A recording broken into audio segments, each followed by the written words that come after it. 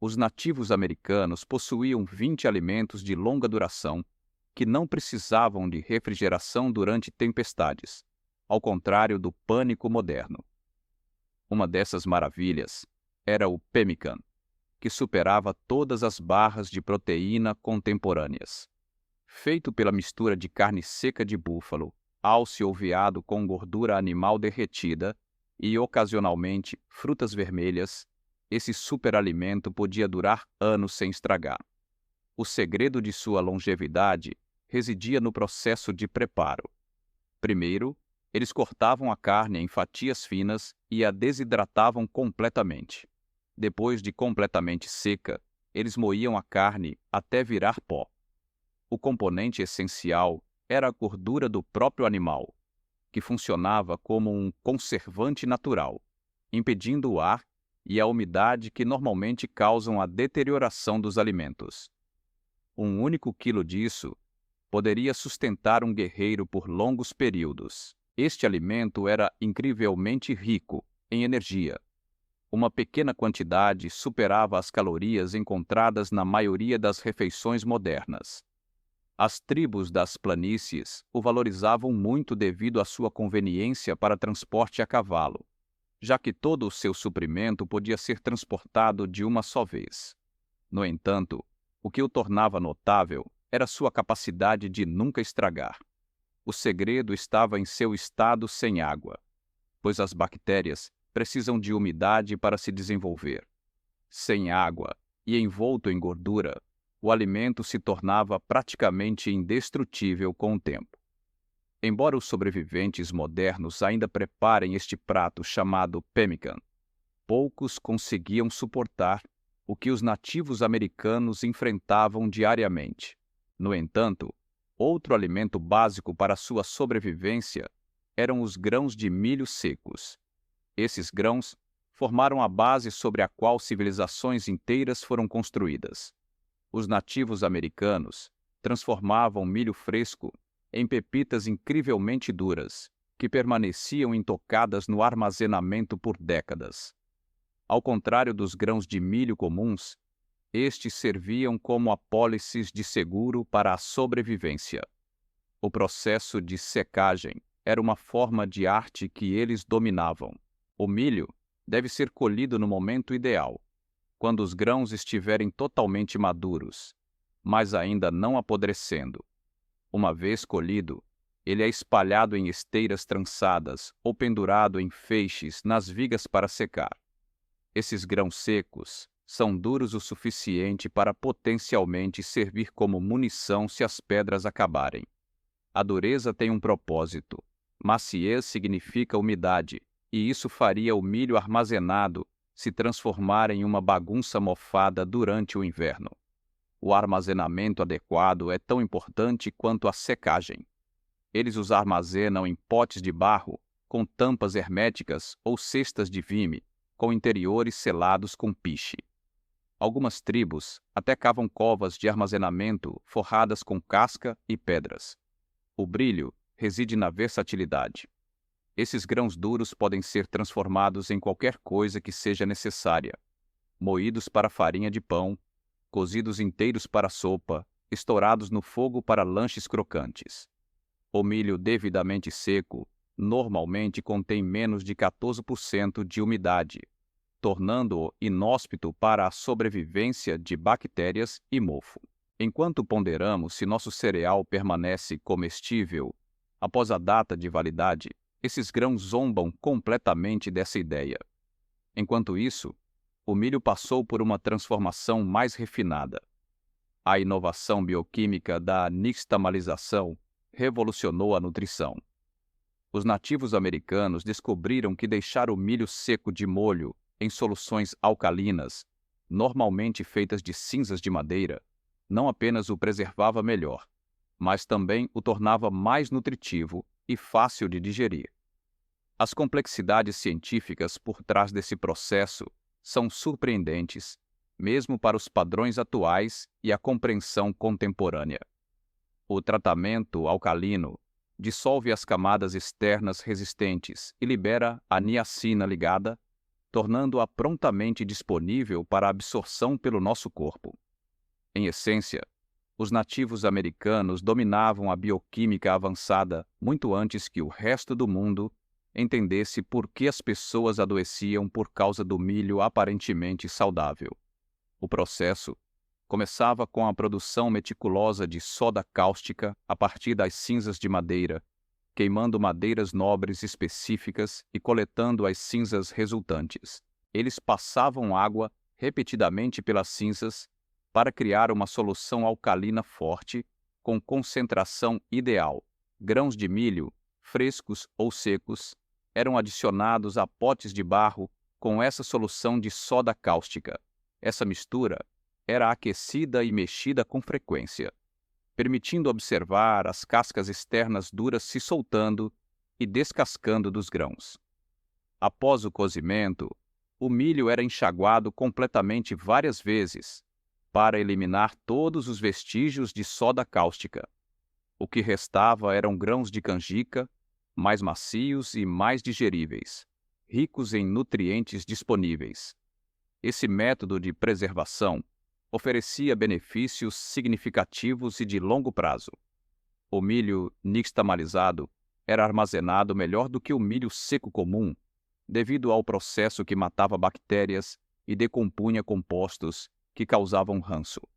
Cientistas de alimentos modernos ainda se impressionam com a capacidade dos povos antigos de descobrir esse intrincado processo químico sem conhecer a ciência subjacente. No entanto, os grãos precisavam de um companheiro perfeito. O feijão seco fornecia o poder proteico necessário para completar a equação nutricional. Por gerações, os nativos americanos desenvolveram vários tipos de feijão, transformando-os em fontes de proteína duradouras, ricas em nutrientes que podiam durar anos sem perder seu valor nutricional. A combinação de milho e feijão foi uma prova da engenhosidade bioquímica. O feijão forneceu aminoácidos essenciais que o milho não tinha, enquanto o milho forneceu aminoácidos ausentes no feijão.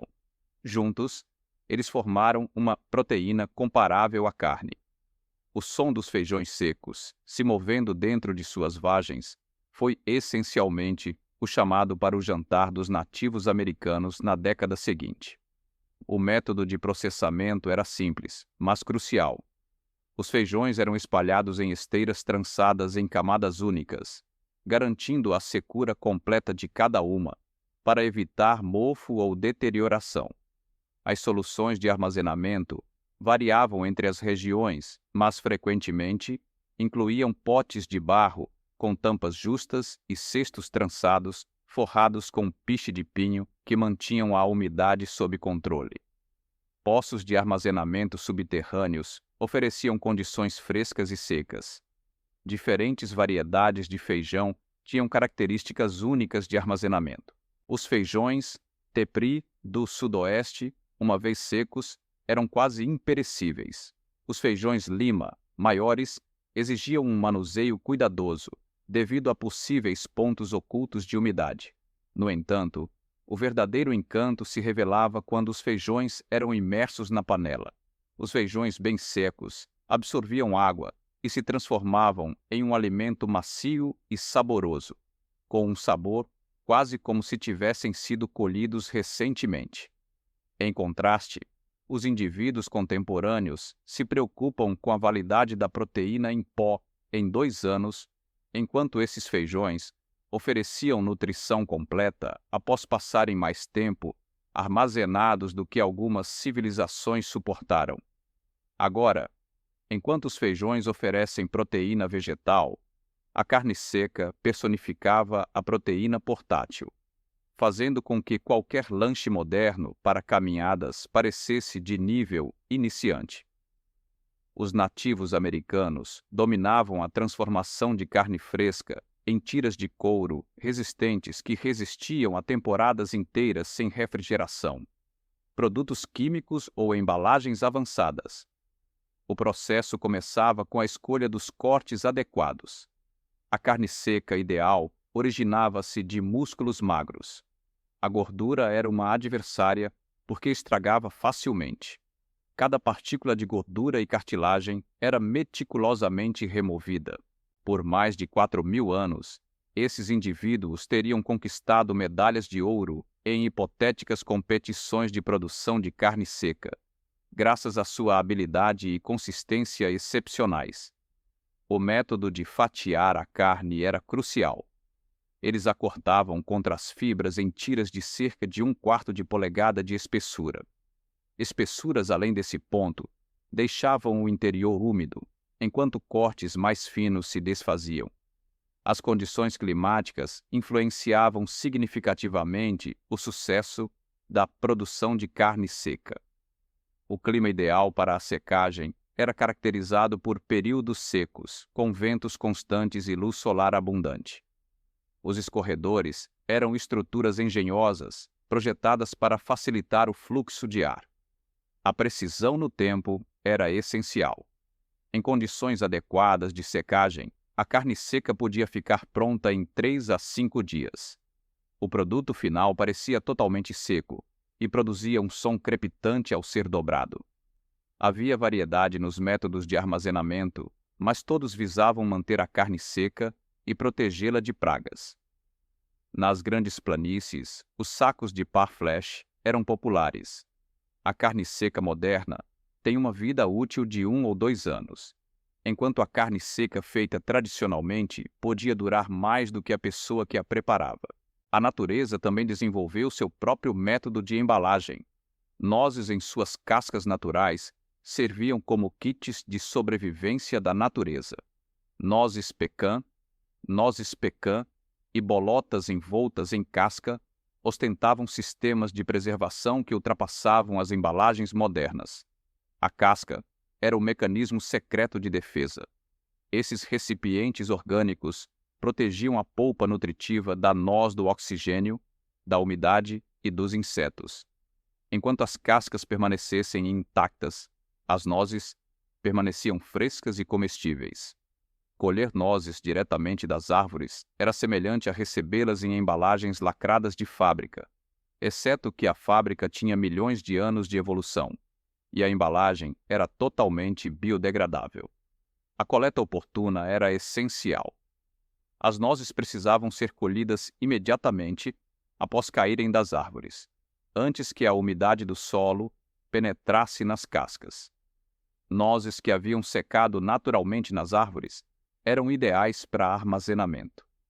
O processo de processamento da bolota era complexo. As nozes eram quebradas e a polpa era moída em farinhas. Essa farinha era repetidamente enxaguada com água para eliminar os taninos amargos. Os locais de armazenamento eram cuidadosamente selecionados, às vezes escondidos, e frequentemente incluíam esconderijos subterrâneos revestidos com casca para manter uma condição constante de frescor e secura. O armazenamento acima do solo utilizava cestos de vime com tampas bem ajustadas. As nozes de nogueira pecan se destacavam no armazenamento devido às suas cascas grossas e duras, e ao baixo teor de umidade, permitindo que durassem anos sem preservação adicional. Enquanto descartamos nozes em poucos meses, os nativos americanos ainda abriam nozes de nogueira pecan, que haviam sido armazenadas desde antes do nascimento de alguns de seus netos. No entanto, a América possuía seu próprio superalimento, crescendo naturalmente. As sementes de girassol foram o superalimento americano original, domesticadas neste continente milhares de anos antes dos europeus descobrirem o Novo Mundo. Os nativos americanos transformaram essas sementes pequenas, porém potentes, em potências nutricionais que poderiam resistir a civilizações com armazenamento adequado. A domesticação dos girassóis é considerada uma das conquistas agrícolas significativas da humanidade na história. Ao longo de gerações, eles selecionaram meticulosamente variedades com cabeças colossais, repletas de numerosas sementes grandes e ricas em óleo, cuidadosamente dispostas.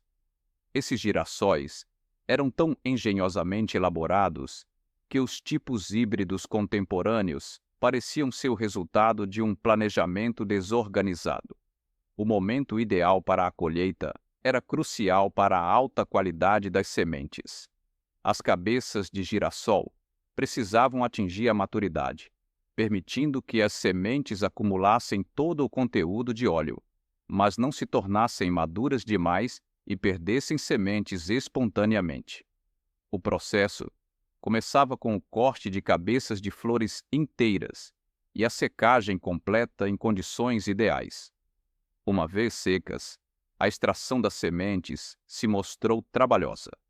As cabeças de flores eram esfregadas contra superfícies abrasivas ou batidas para liberar as sementes. A torrefação era geralmente a etapa final antes do armazenamento a longo prazo. Essa etapa removia a umidade residual, realçava o sabor e causava alterações químicas, que ajudavam a preservar os óleos nas sementes por anos. Os recipientes de armazenamento precisavam proteger as sementes da umidade, do ar e de pragas de forma eficaz. Vasos de barro, hermeticamente fechados, eram muito procurados devido ao seu teor de óleo, o que os tornava valiosos, mas suscetíveis à deterioração. As sementes de girassol modernas têm datas de validade, mas as sementes armazenadas tradicionalmente podiam sobreviver aos impérios que as cultivavam por gerações. Além disso, certas frutas serviam como armários de remédios da natureza. Frutas vermelhas secas funcionavam como suplementos vitamínicos naturais, ricos em nutrientes essenciais. Os nativos americanos se destacaram em converter frutas da estação em alimentos para o ano todo, que pareciam ter uma vida útil indefinida. Cranberries, cerejas da Índia, mirtilos e morangos foram transformados de iguarias efêmeras em alimentos de sobrevivência duráveis. O processo de secagem precisava ocorrer prontamente para preservar a nutrição ideal e evitar completamente a deterioração. Frutas vermelhas frescas consistem principalmente de água, e essa água precisava ser rapidamente removida antes que bactérias e mofo pudessem proliferar. Se as frutas vermelhas fossem patenteáveis, as frutas vermelhas deteriam a patente da tecnologia de preservação natural e exigiriam taxas de licenciamento de terceiros. Diferentes tipos de frutas vermelhas exigiam abordagens distintas para obter rendimentos ideais. Os cranberries, devido à sua camada cerosa inerente e ao baixo pH, secavam sem esforço e conservavam-se excepcionalmente bem. As cerejas da Índia eram frequentemente pulverizadas inicialmente para agilizar a secagem de forma eficiente. Criativamente, os bolos de cereja da Índia se destacavam por serem inovadores e nutritivos. As frutas inteiras, juntamente com os caroços, eram esmagadas juntas, formando hambúrgueres achatados que posteriormente endureciam em bolos densos. Estes podiam ser quebrados em pedaços sempre que necessário. Os cranberries detinham o título de campeões de armazenamento entre todos os tipos de frutas vermelhas. Sua acidez inata e revestimento ceroso os tornavam quase indestrutíveis após a secagem. Os cranberries, processados adequadamente, podiam durar décadas sem perder sua acidez ou valor nutricional. Os métodos de secagem protegiam as frutas secas da umidade e de pragas de forma eficaz. Recipientes de casca de bétula eram amplamente utilizados, pois a casca de bétula era inerentemente impermeável e mantinha os insetos afastados, permitindo alguma circulação de ar. Durante longas viagens marítimas, os marinheiros sucumbiam ao escorbuto, enquanto os nativos americanos combatiam essa doença por meio de frutas secas de verão. Simultaneamente, as árvores forneciam uma solução alternativa na forma de blocos de açúcar de bordo, que antecederam significativamente as barras de chocolate contemporâneas. Em regiões como os Grandes Lagos e o Nordeste, Os nativos americanos transformavam a seiva do bordo em blocos de açúcar cristalizados que ofereciam energia instantânea por longos períodos sem se deteriorar. O processo envolvia a extração das árvores de bordo no final do inverno, quando a seiva fluía livremente, exigindo um tempo preciso. A extração muito cedo levava a um fluxo insuficiente de seiva, enquanto o atraso tornava a seiva amarga e intragável. Essencialmente, essas árvores funcionavam como fábricas de doces da natureza, operando apenas algumas semanas por ano sem a necessidade de eletricidade. O processo de fervura exigia grandes quantidades de lenha e supervisão constante durante todo o processo. Aproximadamente 40 galões de seiva eram necessários para produzir um único galão de xarope, com evaporação adicional necessária para atingir o estágio cristalino duro desejado. O controle da temperatura era essencial para a qualidade ideal. O processo de fervura visava concentrar os açúcares na seiva sem queimá-la e torná-la amarga. Em última análise, isso resultou na transformação do xarope líquido em blocos de açúcar sólidos que eram notavelmente estáveis para armazenamento prolongado devido ao seu teor de umidade insignificante e às propriedades antimicrobianas naturais da alta concentração de açúcar. Enquanto os colonos europeus pagavam somas substanciais pelo açúcar importado, os nativos americanos colhiam adoçantes superiores de árvores nativas de suas terras sem nenhum custo.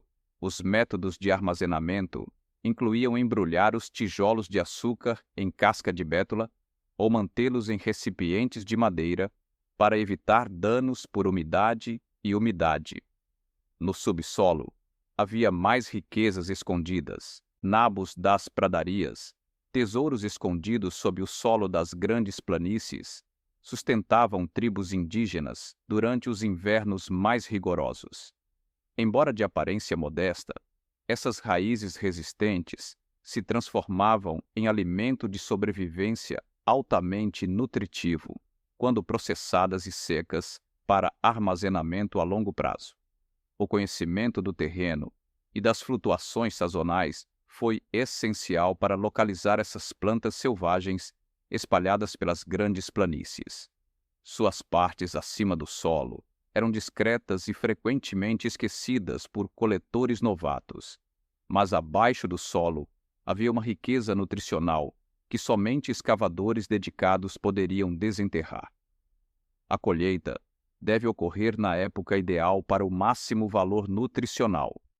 O início do verão era preferível, quando as raízes já estavam maduras, mas ainda não endurecidas, a ponto de se tornarem difíceis de processar. A colheita e o processamento imediatos eram cruciais para evitar a deterioração. A sujeira é removida das raízes e sua casca dura é descascada delicadamente. Elas são então cortadas em tiras finas e colocadas em grelhas feitas de salgueiro para secar. Uma vez completamente secas, as fatias de nabo das pradarias tornam-se sólidas como pedras e quase transparentes. Essa desidratação completa permite que permaneçam comestíveis por anos sem apodrecer. Métodos de preservação os protegem da umidade e de pragas, usando diferentes tipos de recipientes.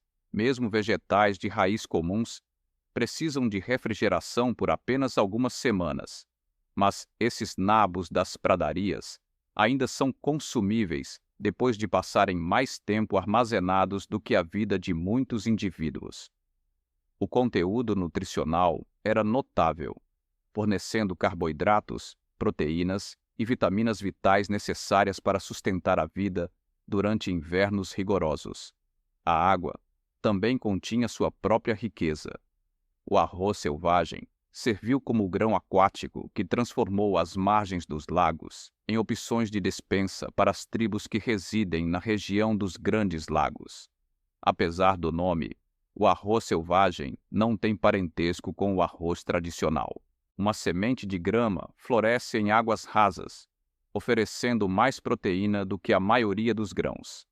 A coleta de arroz selvagem era um esforço coletivo que necessitava de canoas especializadas e técnicas transmitidas por gerações. Equipes de 2 navegavam cada canoa, uma conduzindo o barco pelos arrozais, a outra dobrando os talos e sacudindo as sementes no fundo da canoa. Colher arroz selvagem assemelhava-se a reger uma orquestra, mas com as gramíneas como músicos e um pântano servindo como local acusticamente perfeito. O momento certo era crucial para a produção ideal.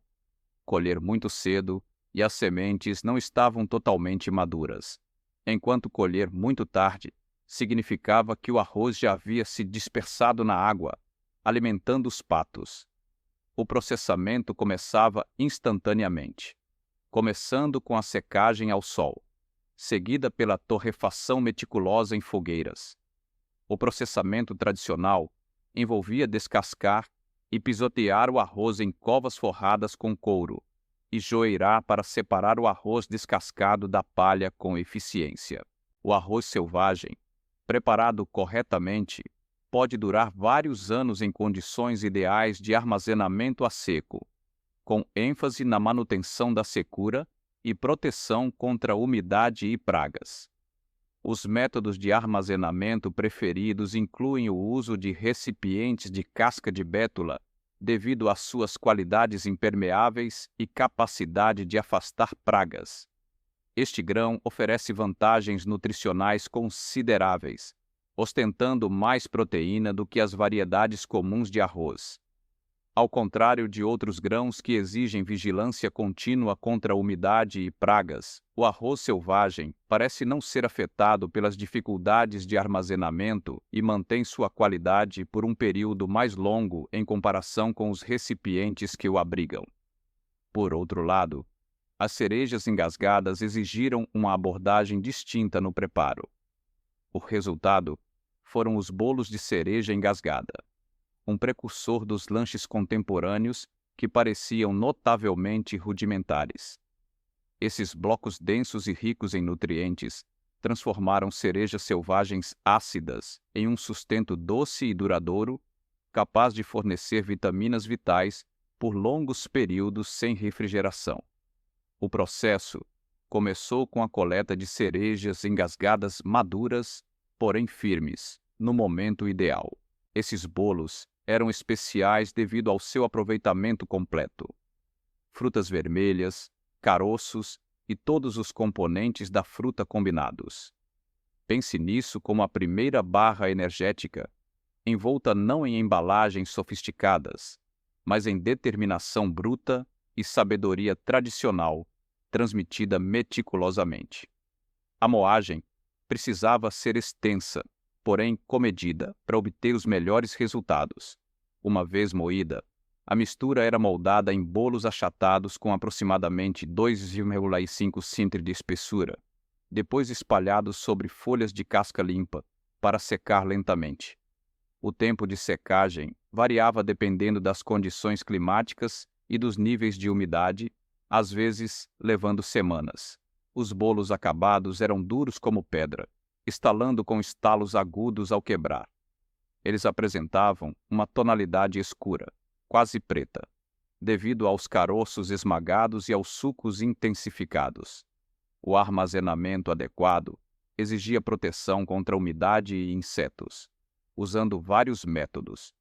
Muitas tribos embrulhavam bolos individuais em peles de animais antes de colocá-los em recipientes lacrados e protegidos com substâncias naturais. Bolos de cereja, com décadas de existência, serviam como recursos nutricionais em vez de estragar, enquanto o peixe defumado, um método tradicional de preservação perto de águas costeiras, oferecia soluções proteicas durante as temporadas de escassez de alimentos. Ricos em antioxidantes, vitamina C e outros compostos benéficos à saúde, esses alimentos em conserva sustentavam as tribos durante os longos invernos, quando os produtos frescos eram escassos.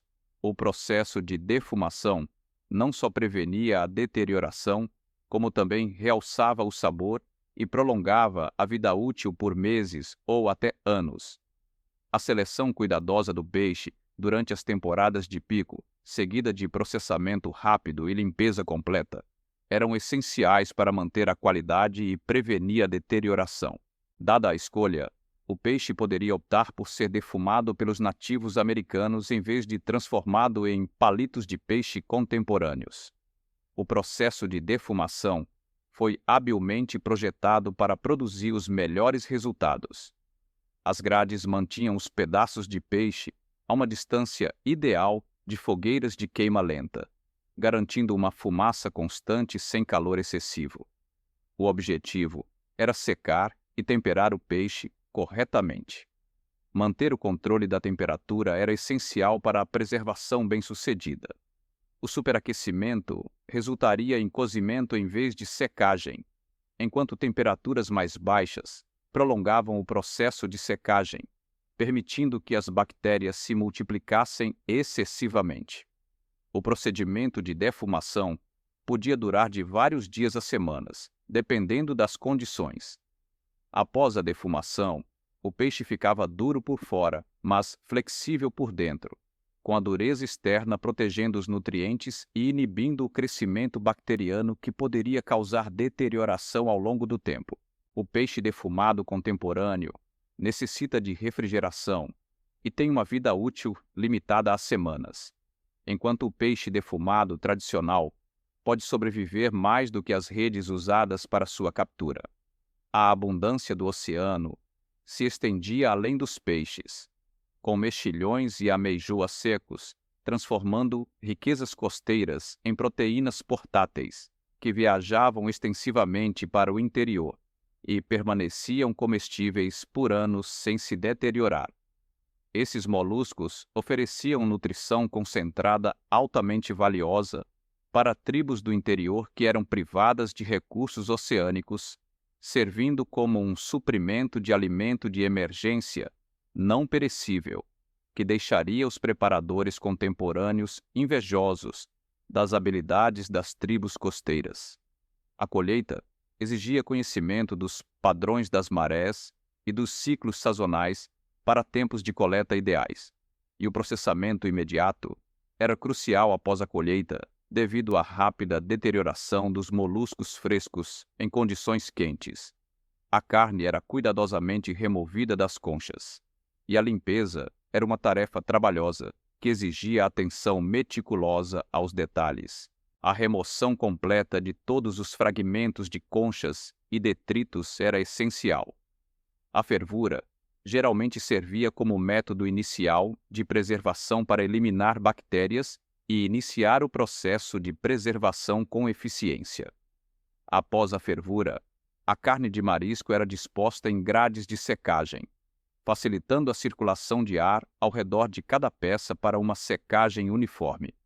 Ocasionalmente, a defumação era incorporada à secagem ao ar para agilizar o processo e conferir um sabor que aumentava a duração do armazenamento. A duração desse processo de secagem variava de dias a semanas, dependendo do tamanho e das condições climáticas da região. O objetivo era a desidratação completa. Mariscos devidamente secos tornavam-se duros e quebradiços, desprovidos de qualquer teor de umidade. Embora os frutos do mar contemporâneos necessitem de congelamento para uma longevidade superior a alguns dias, esses mariscos secos podiam durar mais do que os navios que os recuperavam do oceano. Sua densidade nutricional era notável. Proteínas e minerais eram condensados em uma fração mínima de peso, tornando-os ideais para viagens longas. De volta à terra, o milho passou por outro tratamento. Originalmente, o milho de varanda, ou grãos de milho secos, serviu como precursor dos grãos de milho atuais. Um lanche crocante e portátil com uma vida útil impressionante. Apesar de os lanches modernos parecerem efêmeros em comparação, esse método tradicional de preparo permitiu que grãos de milho comuns fossem transformados em alimentos de viagem duradouros, adequados para anos de armazenamento em condições ideais. O processo começou com a seleção do milho, no estágio ideal de maturação para obter o máximo de benefícios. Os grãos precisavam estar totalmente desenvolvidos, mas não excessivamente secos. Isso envolvia remover os grãos da espiga e limpá-los meticulosamente, para descartar quaisquer pedaços danificados. Imagine ter uma fonte de alimento perfeitamente preservada, que pudesse servir de munição na ausência de pedras para caça. O processo de tostagem exigia monitoramento atento e habilidade. Os grãos de milho eram aquecidos em recipientes rasos em fogo, precisamente controlado, exigindo agitação constante para garantir um cozimento uniforme e evitar queimaduras que prejudicariam o sabor. O controle da textura era crucial para alcançar o resultado desejado.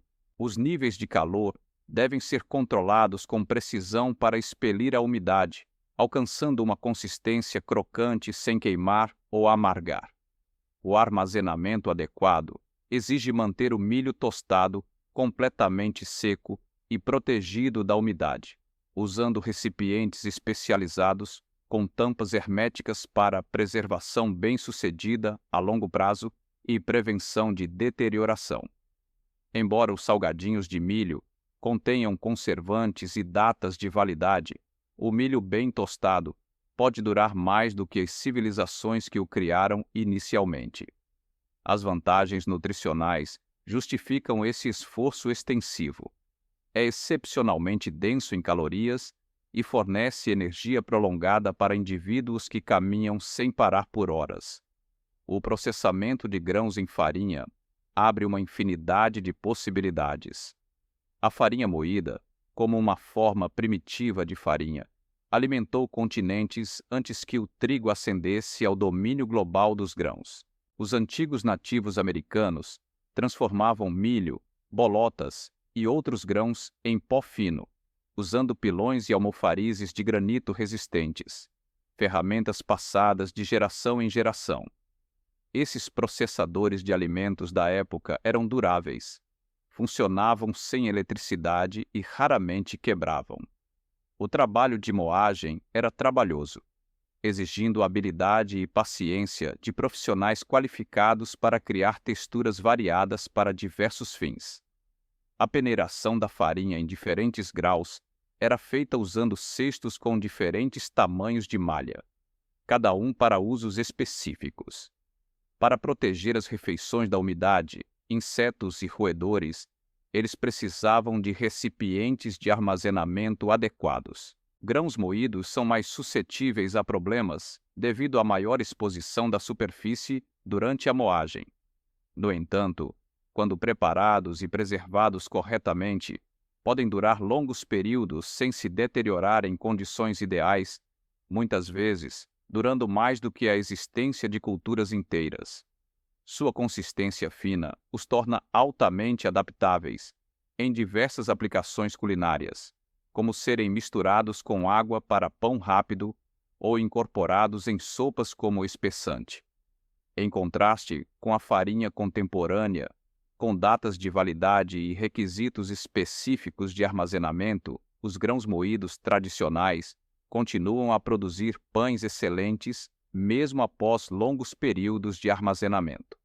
Da mesma forma, vegetais passaram por tratamentos de desidratação, como tiras de abóbora, que transformaram os excedentes sazonais em alimento durante todo o ano para as comunidades. Os nativos americanos se destacaram em converter abóboras volumosas e ricas em água em tiras leves e armazenáveis que podiam ser reidratadas sempre que necessário para as refeições. O processo envolveu a seleção da abóbora no ponto ideal de maturação para maximizar o conteúdo nutricional como o primeiro passo. A abóbora precisava amadurecer completamente para atingir um sabor rico, sem ficar madura demais e mole, causando deterioração. Pense nisso como preparar uma massa à base de vegetais, mas essa massa foi projetada para uma vida útil mais longa do que as hortas de verão onde a abóbora crescia. O método de secagem exigia condições climáticas favoráveis para uma preservação eficaz. Dias quentes e secos, com brisas constantes, eram perfeitos para a rápida remoção da umidade. As tiras eram dispostas em grades de secagem, permitindo a circulação de ar ao redor de cada peça. Virar e monitorar regularmente durante o processo de secagem era crucial. As tiras tinham que ser viradas com frequência, para garantir a desidratação uniforme em ambos os lados. As tiras completas tinham uma textura semelhante à de couro, porém flexível, sem umidade residual que pudesse levar à deterioração. Técnicas de preservação eram usadas para armazenar tiras secas, mantendo-as longe da umidade e de pragas, usando vários métodos. Várias tribos entrelaçavam as tiras em longas cordas, que podiam ser penduradas em áreas de armazenamento secas, acima da umidade do solo. Os vegetais congelados modernos necessitam de refrigeração contínua, mas não duram tanto quanto as tiras de abóbora secas ao sol ou as batatas liofilizadas, que foram preservadas apenas com a ajuda da luz solar e da altitude. Os benefícios à saúde conferiram a esses itens um imenso valor, pois retiveram a maioria das vitaminas e minerais mesmo após anos em condições adequadas de armazenamento.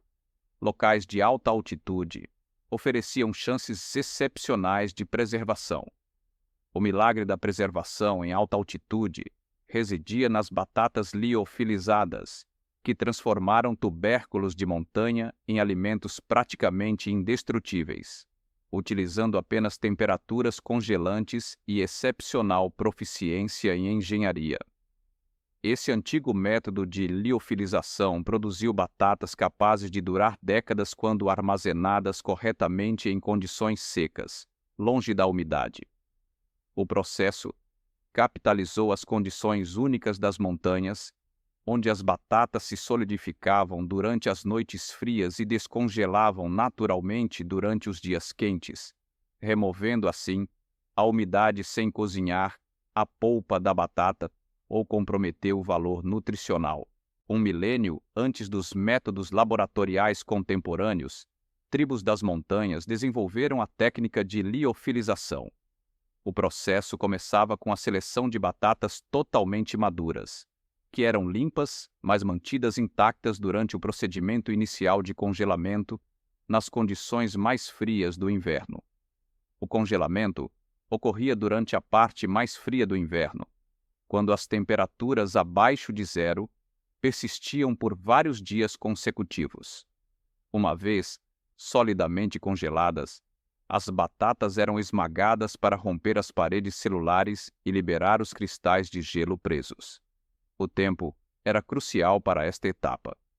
Após o esmagamento, elas eram espalhadas novamente para completar o processo de secagem. O produto final não tinha nenhuma semelhança com batatas frescas. Parecia escuro, enrugado e duro como uma rocha. No entanto, sua aparência pouco apetitosa escondia um alimento altamente nutritivo, que permanecia comestível por anos sem estragar quando armazenado corretamente. Os alimentos liofilizados modernos exigem equipamentos caros e condições controladas, mas essas tribos das montanhas alcançaram os mesmos resultados, usando nada mais do que o clima de inverno e o timing estratégico. As plantas selvagens serviam a propósitos duplos: sustento e medicina. Cebolas e alhos selvagens funcionavam como conservantes aromáticos que ofereciam benefícios duplos como alimento e medicina. Essas plantas conferiam sabor e vantagens à saúde que permaneceram viáveis por anos quando habilmente secas e armazenadas usando técnicas tradicionais aprimoradas ao longo de gerações. Identificar cebolas e alhos selvagens exigiu a compreensão dos ciclos sazonais e das preferências de habitat adquiridas por meio da experiência. Essas plantas prosperavam em locais específicos em épocas específicas do ano. O período ideal de colheita era geralmente o final da primavera, quando os bulbos estavam totalmente maduros. Esses aromáticos selvagens eram essencialmente o sistema natural de armazenamento de antibióticos da natureza, com o benefício adicional de realçar o sabor em vez de causar efeitos colaterais incomuns. Deve-se tomar cuidado durante a colheita para evitar danos aos bulbos. A limpeza é uma tarefa detalhada. Sujeira e camadas externas danificadas devem ser eliminadas de cada bulbo sem danificar o interior. As técnicas de secagem diferem dependendo do tamanho do bulbo e das condições locais, com a secagem ao ar sendo favorecida. Os bulbos eram agrupados por suas pontas ou amarrados em fibras vegetais e então pendurados em áreas com boa ventilação. O período de secagem durou várias semanas, dependendo das condições climáticas. Bulbos bem secos pareciam papel ao toque, mas permaneciam flexíveis. O armazenamento adequado exigia recipientes que permitissem a circulação de ar, ao mesmo tempo em que os protegiam contra a umidade e pragas. Embora o alho e a cebola modernos exijam preservação cuidadosa e ainda estraguem com relativa rapidez, essas variedades selvagens ficaram mais fortes e mais benéficas com a idade. O maior obstáculo à conservação veio das árvores. Pequenos pinhões, envoltos em pinhas, ofereciam nutrição excepcional por onça em comparação com a maioria dos outros alimentos silvestres. Os nativos americanos do Sudoeste dominavam métodos complexos para coletar e preservar essas sementes oleosas, que podiam permanecer frescas por longos períodos sem apodrecer. A colheita de pinhões exigia a compreensão do complexo ciclo de vida e do cronograma de produção imprevisível dos pinheiros. Essas árvores só produziam colheitas substanciais de nozes, esporadicamente a cada poucos anos, transformando anos de coleta bem-sucedidos em ativos significativos para comunidades inteiras que dependiam delas. Essencialmente, a natureza escondia nutrição premium dentro da embalagem mais inconveniente do mundo e a vendia intermitentemente a cada poucos anos. A colheita de pinhões era um empreendimento coletivo que unia famílias. As pinhas maduras eram torradas no fogo para quebrá-las e liberar as nozes de dentro. Após a colheita, os pinhões necessitavam de triagem e limpeza meticulosas para descartar quaisquer exemplares defeituosos ou prematuros. A barreira inerente à casca conferia aos pinhões uma vantagem natural para armazenamento a longo prazo sem conservantes adicionais. Enquanto as cascas permanecessem intactas, as nozes em seu interior mantinham seu frescor e comestibilidade por longos períodos em condições adequadas. As técnicas de armazenamento capitalizavam a durabilidade inata e as qualidades de proteção dessas valiosas nozes, empregando recipientes de barro, cestos de vime e recipientes de couro animal para protegê-las eficazmente da umidade e de pragas. Apesar das nozes modernas terem datas de validade e exigirem armazenamento cuidadoso, os pinhões continuaram a oferecer nutrição premium por períodos mais longos do que as árvores que os produziram. A riqueza nutricional era notável, oferecendo gorduras benéficas, proteínas completas e minerais vitais que eram escassamente encontrados em outros alimentos regionais. Esses 20 alimentos servem para mais do que apenas métodos de preservação. Os nativos americanos desenvolveram sistemas alimentares resilientes e ecológicos que abrangem milênios, superando a sustentabilidade de inúmeros métodos contemporâneos. Aproveitando a prosperidade sazonal para obter estabilidade durante todo o ano, com perseverança, habilidade e harmonização com os ritmos da natureza, em vez de se opor a eles.